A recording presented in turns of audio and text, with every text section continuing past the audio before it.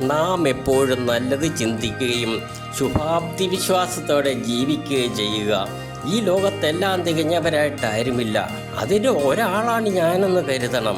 അങ്ങനെ കരുതുമ്പോൾ നമ്മിലെ അപൂർണതകൾ നമുക്ക് തന്നെ കണ്ടെത്തി പരിഹാരങ്ങൾ ഉണ്ടാക്കിയെടുക്കാൻ കഴിയുന്നതാണ്.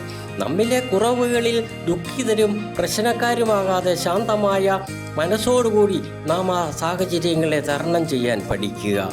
ഒന്ന് പറഞ്ഞ് രണ്ടിനു വെട്ടും കുത്തുമല്ല വേണ്ടത്. അങ്ങനെ സംഭവിച്ചാൽ ഭാവി ജീവിതം ഏതു വിധമാകുമെന്നത് ചിന്തിച്ചു കൊള്ളണം. ഒന്നിനെ നാം ഇല്ലായ്മ ചെയ്യുമ്പോൾ പിന്നെ നാം ജീവിച്ചിരുന്നിട്ട് വല്ല കാര്യമുണ്ടോ? ആ ജീവിതം എവിടെയായിരിക്കും? ഏത് പ്രശ്നങ്ങൾക്കും പരിഹാരമുണ്ട്. എന്നാൽ ആ പരിഹാര മാർഗത്തെ നാം കണ്ടെത്താൻ മടി കാണിക്കുമ്പോഴാണ് കാര്യങ്ങൾ നമ്മുടെ പ്രതീക്ഷകൾക്കും അപ്പുറത്തേക്ക് കൈവിട്ടു പോകുന്നത്. പ്രശ്നങ്ങളെ സങ്കീർണമാക്കാതെ നാം സൂക്ഷിച്ച് ജീവിക്കുക.